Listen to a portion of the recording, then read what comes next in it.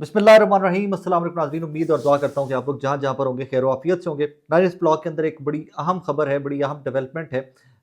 Recent पास जो है हमारा 26वीं यानी तरमीम, उससे पहले उससे बाद तक के तमाम मामलात को देखें तो ये बहुत ही बड़ी खबर है जो सुप्रीम कोर्ट से अब से कुछ देर पहले, कुछ मिनट पहले हसनात मलिक साहब ने ब्रेक की है।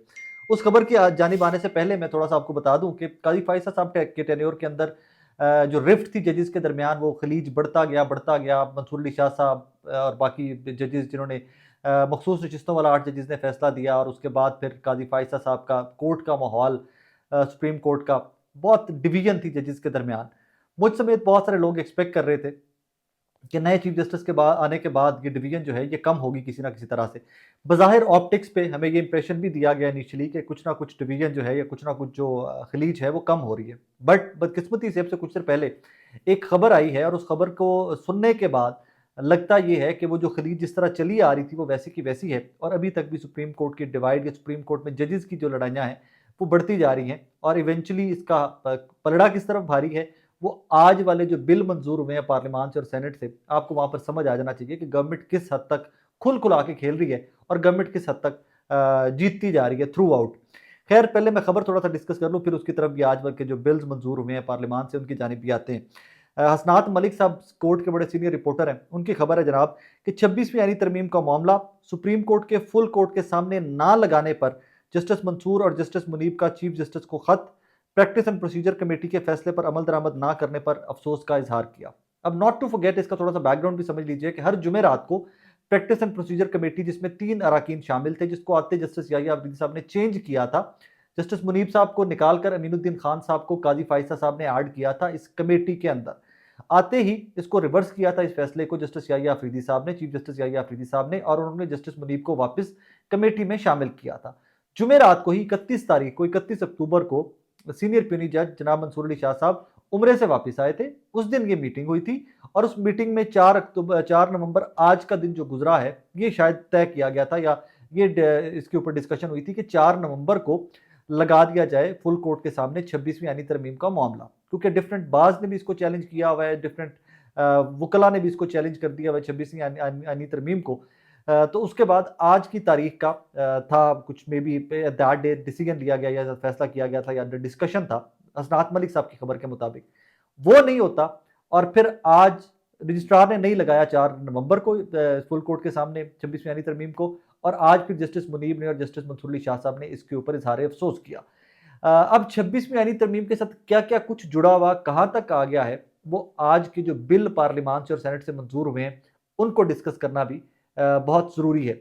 लेकिन एक चीज़ यहाँ पर आज की इस एक डेवलपमेंट के बाद जो एक इम्प्रेशन आपको मुझे मिला था ना, कि शायद वकला की सेग्रीगेशन, वकला का जो तनाव, सॉरी जजेस में जो डिवीजन थी, जजेस की जो सेग्रीगेशन थी सुप्रीम कोर्ट के अंदर, जस्टिस याहिया अफरीदी शायद की रोल प्ले करें या वाकई में बहुत वाइटल रोल प्ले करें इसको ख़त्म करने में। तो आज के इस खत से मेरा तो कम अज़ कम वो इम्प्रेशन जो है वो ख़त्म हो गया है। मुझे नहीं लगता कि सुप्रीम कोर्ट के अंदर जस्टिस याहिया अफरीदी साहब जो लड़ाइयाँ चल रही हैं उनको ख़त्म करने में किसी हद तक कामयाब होंगे। मैं नहीं जानता, मजबूर हैं, मैं नहीं जानता उनके थॉट प्रोसेस क्या है, नए जज हैं, और वो कोई बहुत खुलकर मीडिया से बात भी नहीं करते, सो लिहाजा जस्टिस याहिया साहब के बारे में बहुत कुछ प्रिडिक्ट नहीं किया जा सकता या उनके ऊपर बहुत ज़्यादा बात नहीं की जा सकती। लेकिन एक चीज़ तय है कि इस खत के बाद खुल खुलाकर एक चीज सामने आ गई कि जनाब डिफरेंसेस आर देयर। और एक चीज जिसका खदशा मैं बड़ी देर से जिक्र करता आ रहा था ब्लॉग्स के अंदर अपने और शोज के अंदर भी, कि ये ऑप्टिक्स पे justice chief justice Yahya Afridi साहब काम कर रहे हैं, ये प्रैक्टिकली काम कर रहे हैं, ये आइंदा चंद हफ्तों के अंदर क्लियर हो जाएगा। मेरे सामने सबसे बड़ी कसौटी या सबसे बड़ा लिटमस टेस्ट 26वीं यानी तरमीम और फुल कोर्ट का मामला था, और वो खुल खुलाकर आपके सामने आ गया। अब आ जाइए दो चीजें जिनके ऊपर बात करना आज मुझे लगता है कि वो बहुत जरूरी है। ये 26वीं आईनी तरमीम से भी बड़ी कार्रवाइयां डाली गई हैं, 26वीं आईनी तरमीम से भी ज्यादा इंपॉर्टेंट चीजें हैं, और अब एट दिस मोमेंट हुकूमत बज़ाहिर अनस्टॉपेबल हो गई हुई है। हुकूमत ने जो आज बिल मंजूर किए हैं, आज जो लेजिस्लेशन की है सेनेट और असेंबली से मंजूर करवाई है, जो कानून साजी की है, इसके बाद अनबीटेबल का तो मैं लफ्ज़ नहीं इस्तेमाल करूंगा, रीज़न कि हम प्लान करते हैं, एक अल्लाह की ज़ात ऊपर बैठी है, वो एक अलग से प्लान करती है, और होता वही है कि जो अल्लाह की ज़ात प्लान करती है।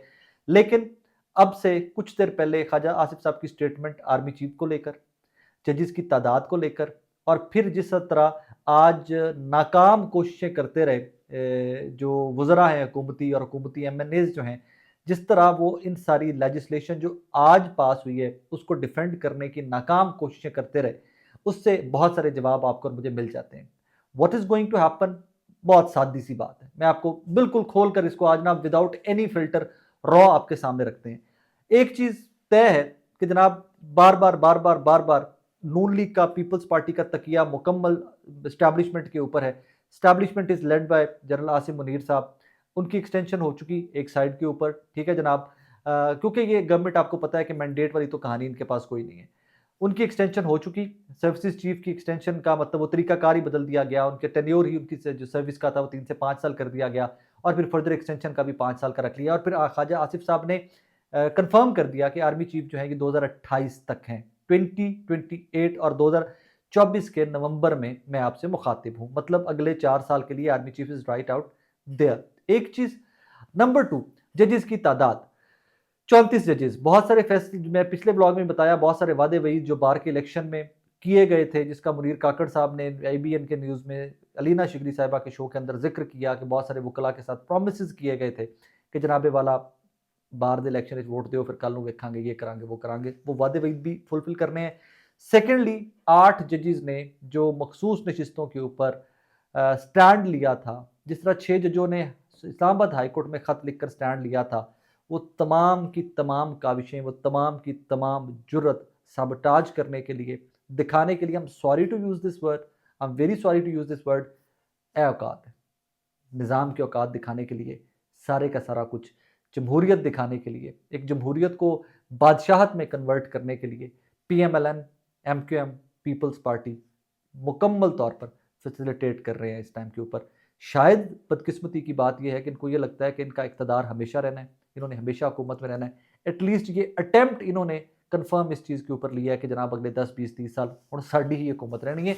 हर हुकूमत इस तरह की लेजिस्लेशन करने की कोशिश करती है, लेकिन इस एक्सट्रीम के ऊपर जाकर कोई भी हुकूमत लेजिस्लेशन नहीं करती, या कोई भी इस तरह का मामला नहीं करती कि हम हर हद ही पार कर जाए, जिस तरह PMLN और पीपल्स पार्टी और MQM और भी उनके तहादी एट दिस मोमेंट करके बैठे में। मकसद के ऊपर आ जाइए कि मकसद क्या है सारी लेजिस्लेशन का। That purpose is one man, to target that one man, the one man behind the bars, Imran Khan साहब, he is behind the bars. And उनको टारगेट करना कि किसी भी तरह से कुछ भी करके वो बंदा इक़्तिदार में ना आ जाए, किसी भी तरह से करके हमें कोई गिव एंड टेक या कोई डील या कोई इस तरह की निगोशिएशन इवन उसके साथ ना करनी पड़े कि वो किसी ना किसी तरह से इक़्तिदार में आ जाए। उसके लिए political capital, democracy at stake, हर चीज़ एट स्टेक लगाकर मौजूदा हुकूमती इत्तेहाद जो है वो नारे मार रहा है जिंदाबाद के, जमहूरियत की फतह करार दे रहा है इसको, इसको सिस्टम की।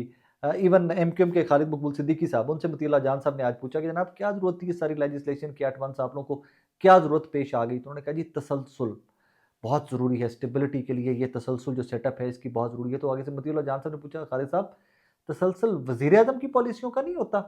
तो आगे से खालिद मकबूल सिद्दीकी साहब ने कहा जी नहीं, सारा जो सरकमस्टांसिस हैं इन हालात को देखते हुए मौजूदा निज़ाम का तमाम मतलब आर्मी चीफ का, चीफ जस्टिस का, even I would say chief election commissioner का, and then may be prime minister का भी तसलसल। क्योंकि प्राइम मिनिस्टर का तो लोग अजीब अजीब सी बातें आज से कुछ दिन पहले इस्लामाबाद में चल रही थी कि जनाब February is the end of the system, और फरवरी में मे बी इन हाउस के चेंजेस आ जाएंगे, पीपल्स पार्टी को मौका मिल जाए। ये थीरीज चलती रहती हैं, ये थीरीज बहुत फ्लोट करती हैं मार्केट में, एवरीथिंग। एक चीज़ आपने नहीं भूलनी, इतनी बड़ी लेजिस्लेशन हो गई आज, मेरे नज़दीक आज की लेजिस्लेशन जो है सारी की सारी ये 26वीं यानी तरमीम से भी इंपॉर्टेंट है। 26वीं यानी तरमीम के अंदर अगर मिलिट्री कोर्ट्स होती, वो सारा कुछ होता, तो मैं कहता कि बहुत अहमियत के हामिल थी। लेकिन आज की जो लेजिस्लेशन हुई है, आज के जो बिल्स पास हुए हैं, मेरे नज़दीक they are important most in given circumstances, और ये आपसे मुझसे पोशीदा रखे गए। क्या अंडर डिस्कशन आए? क्या मीडिया के ऊपर बहस हुई? क्या पाकिस्तानी कौम को पता चला कि इन बिल्स के अंदर क्या है? आर्मी चीफ की एज, सर्विसेज चीफ की एज, उनकी मुद्दत मुलाजमत, उनकी चीफ जस्टिस जो हैं उनको कंसेंट में लिया गया, उनको एतमाद में लिया गया कि जस्टिस साहिबान की या जजेस की तादाद सुप्रीम कोर्ट के बढ़ाने जा रहे हैं, इस्लामाबाद हाई कोर्ट के जजेस की तादाद बढ़ाने जा रहे हैं, इसके ऊपर किसी को एतमाद में लिया? अगर एतमाद में लिया तो उसकी कौम को एतमाद में क्यों नहीं लिया? Eventually this nation is the main stake holder, this is the only stake holder. मतलब मैं बार बार एक चीज कहता हूं कि यार सच्चे झूठे किसी भी तरह से फॉर्म 45, 47 व्हाटसोएवर, वोटों से ही आप लोग असेंबलीज में पहुंचते हो ना, लेकिन फिर एतमाद में वो ले कौम को जो कौम के वोटों से पहुंचाओ।